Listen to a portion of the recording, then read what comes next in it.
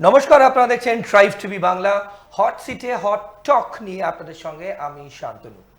আপনারা জানেন হট সিটে হট টক এই অনুষ্ঠান যতবার আপনারা দেখেছেন, আমরা সব থেকে জ্বলন্ত টপিক নিয়ে কিন্তু আলোচনা করে আপনাদের সামনে তুলে ধরেছি, এবং যে টপিক আপনাদের জানা দরকার, আপনাদের প্রত্যেকটা মানুষের বোঝা দরকার, সেটা নিয়ে কিন্তু আমরা এই অনুষ্ঠানে আলোচনা করি। আজকে খুব গুরুত্বপূর্ণ হতে যাচ্ছে আমাদের আজকের পর্ব। কেন বলছি বলুন তো? কারণ আজকে চাকরি হারাদের সঙ্গে মুখ্যমন্ত্রী নেতাজি ইন্ডোর স্টেডিয়ামে মিটিং ছিল, ইন্টারাকশন ছিল। সেখানে মুখ্যমন্ত্রী বেশ কিছু কথা বলেছেন, জানিয়ে কিন্তু প্রত্যেকেই কনফিউজড হয়ে গেছে, মানে মুখ্যমন্ত্রী ঠিক এক্স্যাক্টলি কি বলতে চাইলেন। সেখানে যারা গেছিলেন, সেই মিটিংয়ে যারা গেছিলেন, তাদের চাকরি চলে গেছে। সুপ্রিম কোর্ট বাতিল করার পর তাদের চাকরি চলে গেছে। তারপর অনেক আশা নিয়ে তারা কিন্তু আজ নেতাজি ইন্ডোর স্টেডিয়ামে গেছিলেন। মুখ্যমন্ত্রী সেখানে বেশ কিছু পয়েন্টস বলেছেন, যেইগুলো নিয়ে কিন্তু আমাদের আজকের পর্বে আলোচনায় থাকবে। যার মধ্যে প্রথম আমরা আপনাদের সামনে বলব, মুখ্যমন্ত্রী বলেছেন যাত্রাপালা করে ভুল বোঝানো হচ্ছে। 2022 থেকে এই নোংরা খেলা চলছে, এবং তার থেকে বড় কথা মুখ্যমন্ত্রী এও বলছেন, এর পেছনে খেলাকার, কে খেলছে, মানে এই রায়ের পেছনে, এই ভার্ডিক্টের পেছনে খেলাকার কে খেলছেন। আগে যোগ্যদেরটা মিটিয়ে নিই, তারপর অযোগ্যদেরটা নিয়ে আমরা পড়ব। তাহলে অনেক প্রশ্ন কিন্তু তুলে দিল আজকের মুখ্যমন্ত্রীর এই কথা থেকে, এবং তিনি এও বলছেন আপনারা ভলেন্টারি সার্ভিস দিন, আপনাদের তো কেউ টার্মিনেট করেনি, আপনারা স্কুলে যান। ভলেন্টারি সার্ভিস কথাটার মানে কি দাঁড়াচ্ছে? অর্কপ্রভ সরকার আছেন আমার পাশে, রাজনৈতিক বিশ্লেষক এবং প্রবীণ সাংবাদিক। অর্কদা, হট সিটে হট টক মানেই প্রচুর মানুষের অনেক কিন্তু আশা এবং অনেক কোয়েশ্চেন্স থাকে প্রতিটা পর্বে। আপনাকে স্বাগত। প্রথমেই আজকে মুখ্যমন্ত্রী, আমি যে অনুষ্ঠান যা লাইন দিয়ে শুরু করলাম, অনেক কিছু বলেছেন, আমি একে একে তার বিশ্লেষণে যাব। তিনি শিক্ষকদের বলছেন আপনারা স্কুলে যান, আপনারা টার্মিনেটেড হননি, এবং এর পেছনে খেলাকার, 2022 থেকে এই নোংরা খেলা চলছে, এবং সব থেকে বড় কথা যাত্রাপালা করে ভুল বোঝানো হচ্ছে। আপনার ব্যাখ্যার কথা। প্রথম কথা, মাননীয় মুখ্যমন্ত্রী যে সমস্ত কথাগুলো বলেছেন সেগুলো সত্যের অপলাপ ছাড়া আর কিছুই নয়। তিনি বেমালুম ফেঁসে গেছেন। তার কারণ আছে, উনি বারবার সব কিছুতে রাজনৈতিক চক্রান্তের হাত দেখেন। এমনকি সুপ্রিম কোর্টের বিচারপতিদের নিয়েও প্রশ্ন করছেন। মাননীয় মুখ্যমন্ত্রী আইনজীবী বলেন তিনি জানেন না যে স্টে অর্ডার মানে কোনো রায় নয়। স্টে অর্ডার দিয়েছে, আবার পরে শুনানি হবে। সবাই বাংলাকে অসম্মান করছে। আরে বাংলার ঠিকাদার উনি নাকি? আমরা যারা বাংলায় জন্মেছি, বড় হয়েছি, পঞ্চভূতে বিলীন, সবাই বাংলার প্রতি সহানুভূতিশীল, বাংলার উন্নয়ন ওনার থেকে বেশি চাই। একদম। আজকে যে ছেলে মেয়েগুলো চাকরি গেল যারা যোগ্য, তার দায় সর্বতভাবে মুখ্যমন্ত্রী, রাজ্য সরকারের। এসএসসি, মধ্যশিক্ষা পর্ষদ, বিকাশ ভবন এবং নবান্নের 13 তলা 14 তলা প্রত্যেকে দায়ী। সংগঠিত অপরাধ হয়েছে এটা। বেশ বেশ। মুখ্যমন্ত্রী তো বলেছিলেন না আমি গুন্ডা কন্ট্রোল করি, আমি সবকিছু কন্ট্রোল করি। এভাবে মাছের বাজারে মাছ বিক্রির মতো চাকরিগুলো বিক্রি হলো, তিনি জানতেন না? তার গোয়েন্দা দপ্তর যদি না জেনে থাকে সেটা অপদার্থতা, আর যদি জেনেও সরকার কোনো ব্যবস্থা না নেয় তাহলে সরকারেরই দূরভিসন্ধি আছে। কলকাতায় করে প্রাক্তন বিচারপতি অভিজিৎ গঙ্গোপাধ্যায় যখন বোধহয় প্রায় 6000 জনকে অযোগ্য বলে চিহ্নিত করে সুপারিশ করেছিলেন যে চাকরি বাতিল করা হবে, তখন রাজ্য সরকার চলে গেল কলকাতা হাইকোর্টের ডিভিশন বেঞ্চ, সুব্রত তালুকদারের ডিভিশন বেঞ্চ। সেখানে স্টে অর্ডার পেল না, চলে গেল সুপ্রিম কোর্টে। বিচারপতি অনিরুদ্ধ বসুর এজলাসে অনিরুদ্ধ বসু সেই মামলাগুলো প্রধান বিচারপতি হাইকোর্টে পাঠিয়ে দিলেন। একটা স্পেশাল বেঞ্চ গঠন হলো, জাস্টিস দেবাংশু বসাক এবং জাস্টিস মোহাম্মদ সাব্বার রশিদের বেঞ্চ। তারা টানা শুনানি করলো। শুনানি করে 2024 এপ্রিল মাসে ওই রায় দিল যে পুরো প্যানেল বাতিল, যারা অযোগ্য তাদের 12% হলে সুদ দিতে হবে। সেটাকে চ্যালেঞ্জ করে সুপ্রিম কোর্টে গেল, চন্দ্রচূড় সাহেব স্টে দিলেন। তারপরে নতুন প্রধান বিচারপতি এলো, তিনি তো সবার বক্তব্য শুনে তিনি রায়টা দিয়েছেন। সেই রায়তে কি বলা আছে?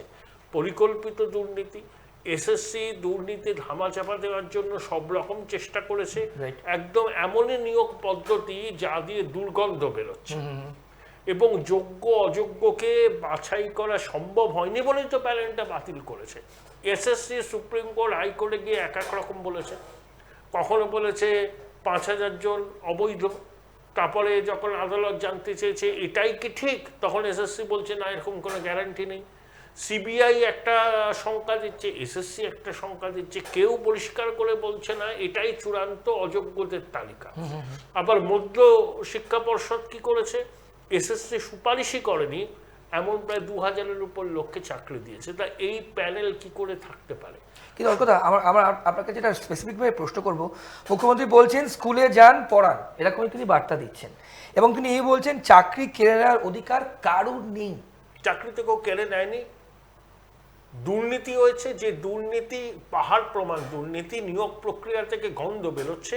ভবিষ্যৎ প্রজন্মের স্বার্থে স্বচ্ছ নিয়োগ প্রক্রিয়া যাতে চালু থাকে সেই জন্য সুপ্রিম কোর্টে নির্দেশ দিয়েছে। বেশ, কেউ তো আমরা চাই না যে যোগ্যদের চাকরি বাতিল হোক, তাহলে অযোগ্যদের তালিকা এসএসসিকে দিতে হবে, সেই তালিকা ওরা দিতে পারছে না। না তাহলে আপনার যোগ্য এবং অযোগ্য, আজকে অনেকে কিন্তু মিটিংয়ে যারা গেছেন তাদেরকে একটা আই কার্ড দেওয়া হয়েছে, যে শুনলাম নাকি ওই কার্ডও নাকি টাকার বিনিময়ে বিক্রি হয়েছে। এটা তো একটা বড় প্রশ্ন, এবং তারা একটা পার্ট শুভেন্দু অধিকারীর কাছে গেছেন, বিরোধী দল নেতা, সে প্রসঙ্গে আমরা পরে আসবো। কিন্তু এই সেগ্রিগেশন করলেন কি করে? অযোগ্যদের বিষয়টাও তিনি ভাববেন, তিনি মানতে চাইছেন না অযোগ্য, বলছেন আমি আবার দেখব ঠিকঠাক ভাবে এটা হয়েছে কিনা, এটা অযোগ্য কিনা।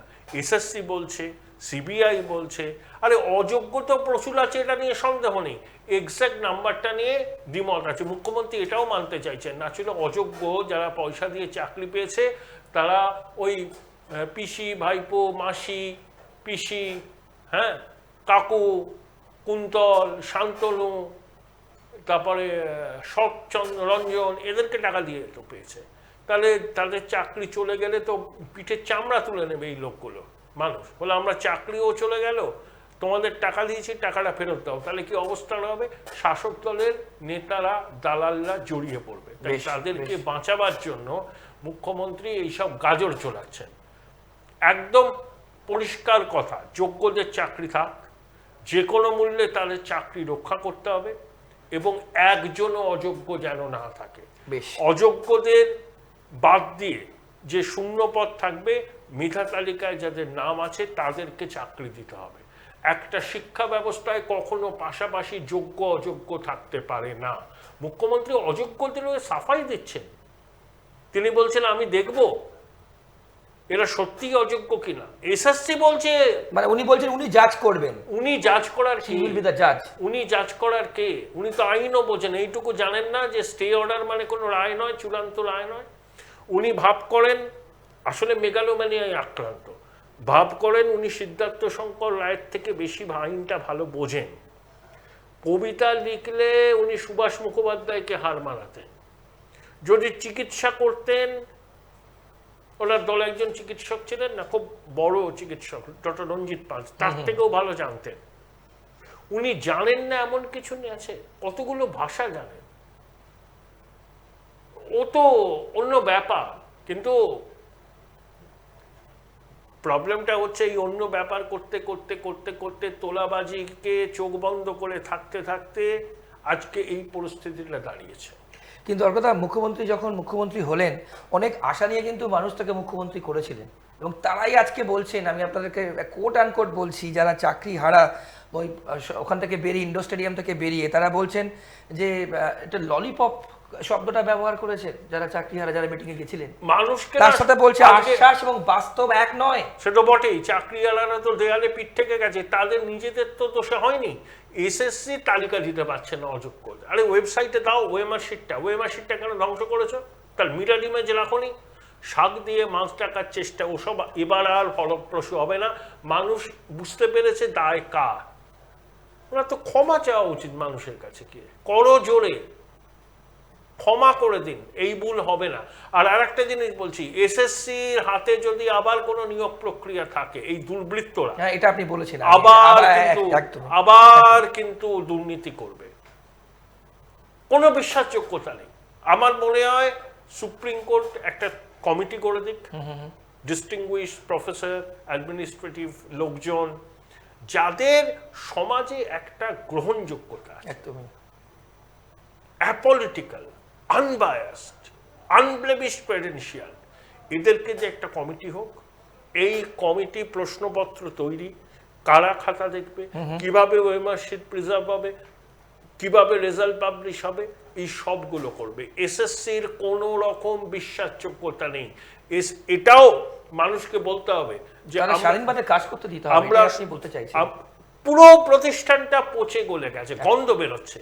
ওই প্রতিষ্ঠান যদি আবার কোনো নিয়োগের দায়িত্ব নেয়, রিপিটিশন সেম হবে, সেম খুব গুরুত্বপূর্ণ কিন্তু আমাদের এই অ্যানালিসিস সেম হবে। একদম একদম সর্বতোভাবে এমন একটা মেকানিজম ইভলভ করতে হবে যাতে সবাই আশ্বস্ত হয়, বাংলার মানুষ আশ্বস্ত হয়, এবং সেটা একমাত্র আদালত ছাড়া কেউ করতে পারবে না।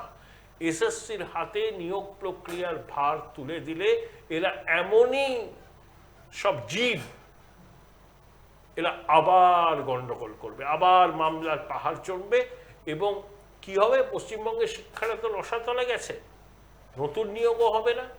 একটা সরকার কিভাবে একটা শিক্ষা ব্যবস্থাকে ভেঙে দিতে পারে, তার জলচ্ছান্ত তুমি তো অভিযোগ করছেন আপনার ডেফিনেটলি আপনার অ্যানালিসিস নেব। দুটো স্টেটমেন্ট আজকে সিএম করেছেন। তিনি বলছেন যাত্রাপালা করে ভুল বোঝানো হচ্ছে, প্রথম অ্যানালিসিস আপনাকে করতে হবে। দ্বিতীয়, তিনি বলছেন 2022 থেকে নোংরা খেলা চলছে। তৃতীয়, তিনি কি বলছেন, কোর্টের কাছে জানতে চাইবো স্কুলগুলো কি করে চলবে, এবং বিকাশ রঞ্জন ভট্টাচার্যকে তিনি রাজনৈতিকভাবে আইসোলেট করতে বলছেন। বিকাশ বাবু তো সিপিএম এর সাংসদ, আইনজীবী, উনি তো মামলা লড়েছেন। তো রাজ্য সরকার, এসএসসি, পর্ষদ, চাকরিওয়ালারা বড় বড় আইনজীবীকে পাঠিয়েছেন, অভিষেক মানু সিংভি সহ। তারা তো তাদের বক্তব্যকে গ্রহণযোগ্য করে তুলতে পারেনি সুপ্রিম কোর্টের সামনে। বিকাশ বাবুরা পেরেছেন, তাই রায় দিয়েছেন। কিন্তু নোংরা খেলার পেছনে কারা অর্থ? নোংরা খেলা কে খেলছে? সবাই জানে কারা খেলছে। যখন অভিজিৎ বাবু রায়টা দিলেন যে প্রায় 6000-এর মতো অবৈধ, আপনি রায়টা মানলেন না কেন? তাহলে তো এত দূর যেত না ব্যাপারটা। অবৈধদের চাকরি থেকে হটিয়ে দিতেন, সেই জায়গায় প্যানেলে যারা ছিল তাদেরকে নিয়োগ দিতেন। আপনি না গিয়ে ডিভিশন বেঞ্চ, সুপ্রিম কোর্ট, এখন যখন দেখছেন যে ঝোলা থেকে বেড়ালটা বেরিয়ে পড়েছে, এখন অবান্তর কথা বলছেন। হ্যাঁ, এসব অবান্তর কথা বাংলার মানুষ বিশ্বাস করবে? সব সময় রাজনৈতিক চক্রান্ত। উনি রাজনীতি করে বাংলার মানুষকে আজকে এই জায়গায় এনে নামিয়েছেন, শিক্ষা ব্যবস্থার মেরুদণ্ডটা ভেঙে দিয়েছেন। এর ফল ওনাকে ভুগতে হবে। গণতান্ত্রিক পদ্ধতিতে মানুষ কিন্তু এর প্রতিবাদ করবে। এক মাকে কিন্তু শীত যায় না, বারবার করে মানুষকে ভুল বুঝিয়ে তিনি একবার দুবার সমস্যা থেকে মানুষের দৃষ্টি ঘোরাতে পারেন। বারবার এক খেলা পুনরাবৃত্তি হলে সেটা কখনোই সফল হবে না। তিনি কিন্তু এক্সপোজ হয়ে গেছেন। যাত্রাপালা তো উনি করছেন, নিখাদ বিনোদন। কি বলছেন, কেন বলছেন, এ তো বুঝেই উঠতে পারছে না। সেইকে নবান্নে প্রেস কনফারেন্সটা কোনো মানে ছিল? কোনো মানে ছিল না। কেলগে গিয়ে তিনি কি বললেন? ওটা যাত্রাপালা না, ওটা বিশুদ্ধ বিনোদন নয়, সব উনি সামলে নেবেন। এই পরিস্থিতি হতোই না যদি সরকারের সদিচ্ছা থাকতো। এরাই তো অবৈধদের চাকরি বাঁচাবার জন্য সুপার নিউমেরিক পোস্ট চালু করার উদ্যোগ নিয়েছে। তার তো এখনো বাকি আছে, কিন্তু দু একদিনের মধ্যে তো শুনানি হবে। ওখানে যদি সিবিআই দেয় তো পালে বাঘ পড়বে। বেশ, আমরা অবশ্য আজ অনেক কিন্তু স্টেটমেন্ট মুখ্যমন্ত্রী আমরা অ্যানালিসিস করছি, তার মধ্যে একটা পার্ট, আর যেহেতু আমাদের অ্যানালিসিসের আরো সময় লাগবে বলেই আমরা একটা পার্ট, ছোট একটি পার্ট মুখ্যমন্ত্রী ঠিক কি বলেছেন আপনাদের সামনে রাখবো। কি বলেছেন তিনি শুনুন। যারা যোগ্য তাদের চাকরি নিশ্চিন্ত করার দায়িত্ব সরকারের। সুপ্রিম কোর্টের আইন অনুযায়ী করব। কিভাবে করব? যখন কেউ পথ দেখায়, পথের মধ্যেই পথ খুঁজে নেয়। পথে চলতে গেলে গর্ত আসতে পারে, পথে চলতে গেলে কিছু রাস্তা ভাঙা থাকতে পারে। আপনাদের তো কেউ চাকরি টার্মিনেট করেনি এখনো পর্যন্ত, করেছে কি? কোনো নোটিশ পেয়েছেন?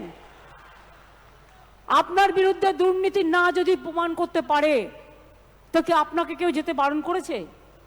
যান না, আপনি আপনার কাজ করুন না। আপনার কাজ কে বারণ করেছে? মুখ্যমন্ত্রী বলছেন আপনাদের কেউ স্কুলে যেতে বারণ করেননি, আপনারা কেন স্কুলে যাবেন না? আর চাকরি যারা হারিয়েছেন তার দায়িত্ব সরকার নেবে।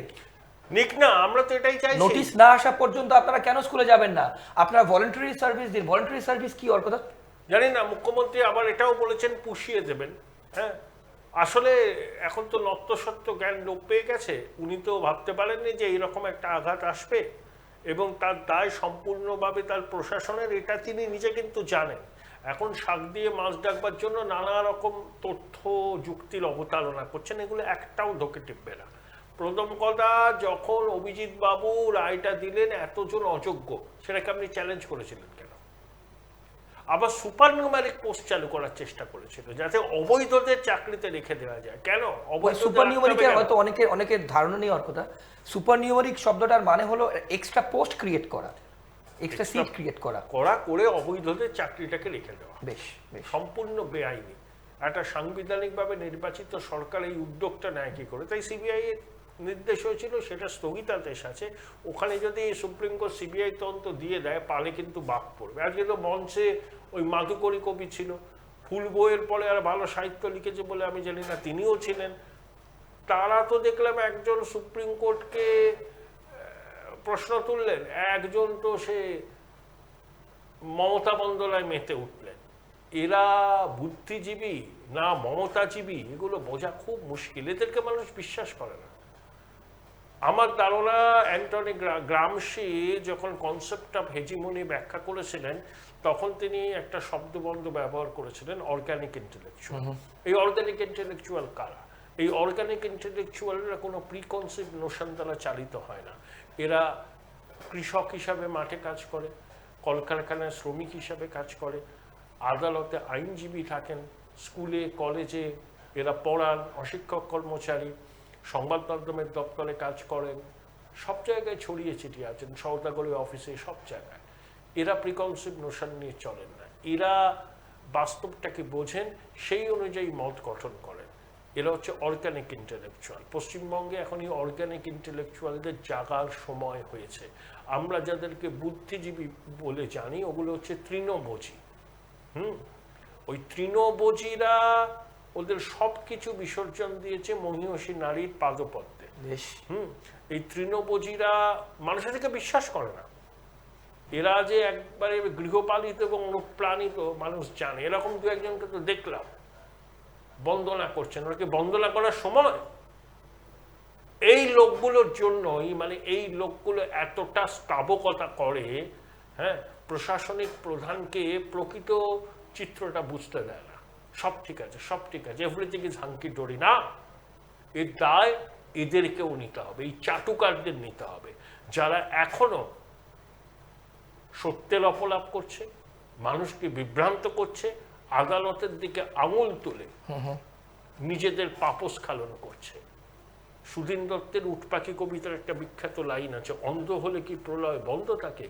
এরা অন্ধ হয়ে থাকলে প্রলয় বন্ধ থাকবে না। বেশ অর্কদা, তাহলে আমরা আজকে যে আলটিমেটলি মিটিং হলো, মানে চাকরিহারারা গেলেন মুখ্যমন্ত্রীর সঙ্গে, দিদি সকলেই কিন্তু দিদির থেকে অনেক কিছু আশা করেছিলেন। তাহলে সেক্ষেত্রে অনেকে বলছেন যে দিদির কি তাহলে কাণ্ডজ্ঞান লোপ পেল? প্রথম প্রশ্ন। আর দ্বিতীয়, দিশাহীন আলোচনা, মানে আলোচনাটা কি হলো এক্স্যাক্টলি, কি কি পয়েন্ট উনি বললেন? উনি আশ্বাস দিলেন, কিন্তু বাস্তব আর আশ্বাস সুপ্রিম কোর্টের নির্দেশ একটা সরকার মানবে না, এটা বলতে পারে না। সেটা মমতা বন্দ্যোপাধ্যায় বলছেন আমরা সুপ্রিম কোর্টে মানবো, আবার একটা এক্সপ্লেনেশন চাইবো, রিভিউ পিটিশন করবো, এগুলো সব করতেই পারে। অলরেডি করা হয়েছে। যারা যোগ্য তাদেরকে চাকরি ফিরিয়ে দিতে হবে, সিম্পল। সেটা কি সম্ভব? রাজ্য সরকার এসএসসি চাইলে সম্ভব। সম্ভব সম্ভব। বেশ বেশ। এসএসসি তো অনেক আগেই এই প্রবলেমে সলভ করতে পারতো যদি অযোগ্যদের তালিকাটা প্রকাশ করে। কিন্তু আর কথা, ভার্ডিক্টের পর কি করে সম্ভব আপনি বলছেন? আবার ওই রিভিউ পিটিশন দিয়ে প্রকৃত অযোগ্যদের তালিকাটা পেশ করে যে আমরা সব দিক খতিয়ে দেখেছি, এটা হচ্ছে ফাইনাল অযোগ্যদের তালিকা। সেই ডেটা তো নেই, সেই ডেটাই তো নেই যোগ্য অযোগ্য যেটা আলাদা করার। সিবিআই এর সাথে বসুক। অভিজিৎবাবু বলেছেন যে হার্ড ডিস্কটা থেকে অনেক কিছু পাওয়া যেতে পারে। সদিচ্ছা থাকলে সমাধান বেরোবে। এসএসসির তো সদিচ্ছা ছিল না, এসএসসি তো দুর্নীতিটাকে ঢাকতে চেয়েছে। একদম। তার ফল ভুগতে হচ্ছে এই ছেলে মেয়েদের। এটা আমাদের লজ্জা বললেও কম বলা, মানে যোগ্যরা অযোগ্য হয়ে গেল অযোগ্যদের জন্য, অযোগ্যদের জন্য, এবং অযোগ্যদের বাঁচাবার চেষ্টা করলো এসএসসি মধ্যশিক্ষা পর্ষদ রাজ্য সরকার। এই লজ্জার রাখবো কোথায়? আজকে উনি দিদি হিসাবে আশ্বস্ত করছেন, কি করে ওনার কথায় আশ্বস্ত হবেন ওনারা? এই যে কলকাতা প্রেস ক্লাবের সামনে বঞ্চিত চাকরি প্রার্থীরা হাজার দিনের উপর বসেছিল 2019 সালের ফেব্রুয়ারি মাসে তৎকালীন শিক্ষামন্ত্রী পার্থ চট্টোপাধ্যায়কে সঙ্গে নিয়ে তিনি সেই অবস্থান মঞ্চে এলেন, বললেন যে এখন লোকসভা নির্বাচনের নির্ঘণ্ট ঘোষণা হয়েছে, মডেল কোড অফ কন্ডাক্ট চালু হয়েছে, এখন তো করা যাবে না, নির্বাচনের পরে দেখব। একটা কমিটি করা হলো, শান্তিপ্রসাদ সিনহা সেই কমিটিতে ছিলেন। তারপরে 2019-এর লোকসভা হলো, 21-এর বিধানসভা হলো, 24-এর একটা লোকসভা হয়ে গেল, 26-এ ভোট আসছে। কিচ্ছু করেছেন? কিচ্ছু করেছেন? এই যে এতদিন ধরে যে বঞ্চিত চাকরি প্রার্থীরা বসেছিল মাতঙ্গিনী হাজরার মূর্তির নিচে ময়দানে, একবারও মুখ্যমন্ত্রী গেছেন? একবারও ওই মাধুকরী কবি আর ওই ছুঁচলো সাহিত্যিক গেছেন? আজকে গিয়ে ওখানে বড় বড় কথা বলছেন। বেশ, এবার ওর কথা একটা খুব ইন্টারেস্টিং টুইস্টে আসবো। ওখান থেকে কিন্তু বিধানসভার বাইরে যখন শুভেন্দু অধিকারী বিরোধী দলনেতা প্রেস কনফারেন্স করছিলেন, সেখানে কিন্তু অনেক চাকরিহারারা একদম সোজা শুভেন্দুবাবুর সঙ্গে দেখা করতে যান, এবং এবং এবং সেটা আমরা দেখেওছি, সংবাদ মাধ্যমে দেখিয়েছি, আপনারাও দেখেছেন হয়তো।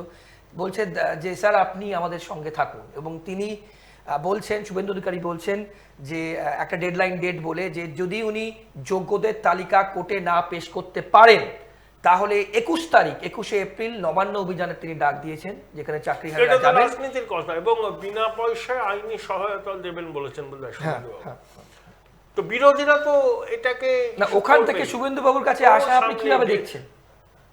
কিছু লোক ঢুকতে পারেনি, কিছু লোক বিরোধী দলনেতার বক্তব্যটাও শুনতে চেয়েছিলেন, কারণ মুখ্যমন্ত্রীর বক্তব্য তো কোনো আশাব্যঞ্জক ছিল না। হ্যাঁ, একটা কংক্রিট কিছু নিয়ে এরা বাড়ি ফিরবেন সেরকম তো কিছু নয়, অনেক ধোঁয়াশা। আমি তো বলবো যারা আমাদের এই অনুষ্ঠান দেখবেন, প্রত্যেকের উচিত এই রায়টাকে খুঁটিয়ে খুঁটিয়ে পড়া। যদি সেই রায় বুঝতে না পারেন, আইনজীবীদের সঙ্গে পরামর্শ করুন।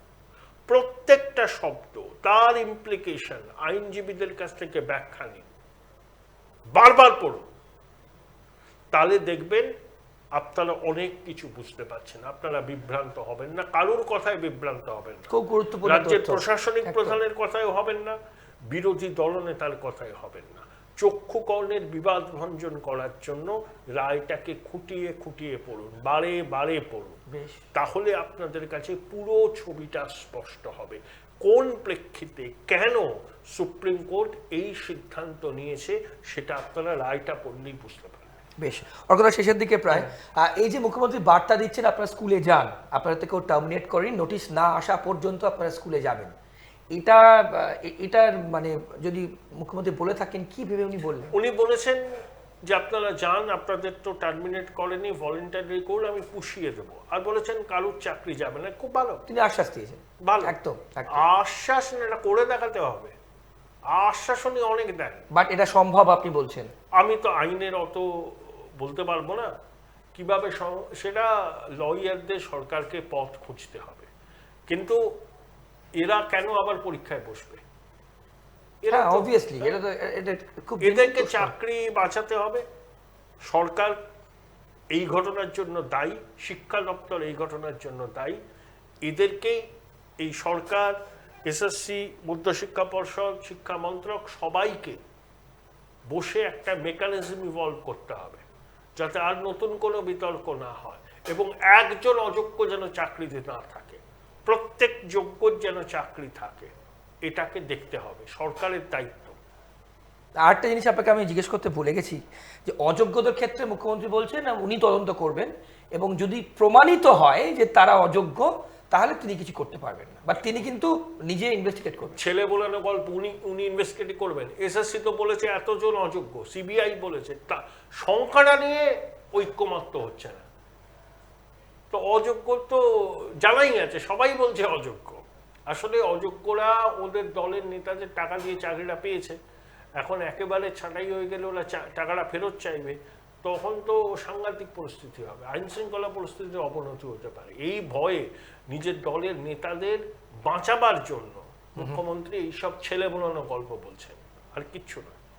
বেশ, অর্কদা শেষ প্রশ্ন করব, রাজনৈতিকভাবে মানে এই যাদের চাকরি চলে গেল এবং আজকে কিন্তু অনেক আশা নিয়ে সবার প্রিয় দিদির কাছে কিন্তু গেছিলেন এবং ওই নেতাজি ইন্ডোর স্টেডিয়ামে ঢোকার আগেও কিন্তু অযোগ্য এবং যোগ্য যাদের কাছে আপনি একটু আগে বলছিলেন যে যাকে আই কার্ড ছিল যারা ঢুকতে পারেনি, কিভাবে সেগ্রিগেশন হলো আমাদের কাছে তথ্য নেই। কিন্তু প্রশ্ন হচ্ছে রাজনৈতিকভাবে অর্কদা পরবর্তীকালে কি হতে যাচ্ছে, মানে এর এফেক্ট 2026-এর নির্বাচনে পড়বে, কিন্তু মানুষ ভুলে যাবে না অর্কদা, এখনো বেশ কয়েক মাস বাকি। না, ভুলে যাবে না, কতটা পড়বে সেটা নিয়ে আমি ডাউট আছি। মানে এটা একটা তো বিষয় হবেই, লড়াইটা হবে হিন্দু মুসলমানের। আমি বারবার করে একটা বলছি, এগুলো ভ্যালু এডিশন হবে, আর কিছুই না। তবে সরকারের থেকে কিছু সুবিধা পাবে না। যতটুকু নির্বাচনের বিষয় হবে, পলিটিক্যালি দেখতে গেলে এর সুযোগ বিরোধী দল নেবে এবং তারা অনেকটা সফলও হতে পারে। মানে এই যে আজকে এটাই মূল বিষয় হবে না, এটা বিষয় হবে, মূল বিষয় হবে এই ধর্মের ভিত্তিতে যে মেরুকরণ পশ্চিমবঙ্গে হয়েছে, রামনবমীতে আমরা দেখলাম, সেটাই হবে। মানে এগুলো বলছেন টপ আপ, মানে আগামী দিন থাকবে, এগুলো নিয়ে আলোচনা হবে, আর্জিকর থাকবে, এগুলো থাকবে, আরো অনেক কিছু থাকবে, প্রাথমিকের রায় যদি হয়ে যায়। কিন্তু মূল যে মেরুকরণ হয়ে গেছে পশ্চিমবঙ্গে, তার ভিত্তিতেই ভোট হবে। বেশ, শেষ প্রশ্ন অর্কদার দর্শকদের জন্য আমি প্রশ্নটা আপনাকে করব, চাকরিহারারা এখন কি করবে দাদা, কি করা উচিত? আমি বোধ ক্ষেত্রে বলবো, যোগ্য এবং অযোগ্য। আমি প্রথমে বলবো প্রত্যেকের আদালতের রায়টা কুটিয়ে কুটিয়ে পড়া উচিত, বোঝা উচিত আদালত কি বলেছে, কোন প্রেক্ষিতে রায়টা দিয়েছে। তাহলে তাদের অনেক কনফিউশন ক্লিয়ার হবে এবং তারা সরকারের উপর চাপ সৃষ্টি করুক, মানে গান্ধীগিরির পথ বেছে নিক, দরকারে সত্যাগ্রহ করুক। কারণ সরকারের অপদার্থতার জন্যই তাদের কিন্তু এই অবস্থা। আইনগতভাবে রিভিউ পিটিশন তারা দাখিল করুন, সবার আগে রায়টা পড়ুন। এবং এই পরিস্থিতিতে সমস্ত রাজনৈতিক দল সুযোগ নিতে চায়, তারা ভোটের কারবারি। আমি বলবো যারা যোগ্য, রাজ্য সরকারের অপদার্থতার জন্য যাদের চাকরি গেছে, তারা রাজনীতির খেলায় বোরে হবেন না। সবার আগে রায়টা ভালো করে পড়ুন, পড়লেই আপনারা বুঝতে পারবেন যে আগামী দিনে আপনাদের করণীয় কি। তাহলে এক কথায় আজকের মিটিং দিশাহীন। মুখ্যমন্ত্রী কি বলতে চাইলেন, কি বার্তা দিতে চাইলেন, আমরা প্রত্যেকে কিন্তু সন্দিহান যারা চাকরি প্রার্থী আছে, চাকরি যারা হারা। নাটক করলেন উনি, রাজনীতি ছাড়া কিছু বোঝেন না, ভোট ছাড়া কিছু বোঝেন না। সব দোষ বিজেপি আর সিপিএম এর গায়ে চাপিয়ে নিজে একেবারে সিজারের পত্নীর মতো সব সন্দেহে উঠতে থাকতে চাইলেন।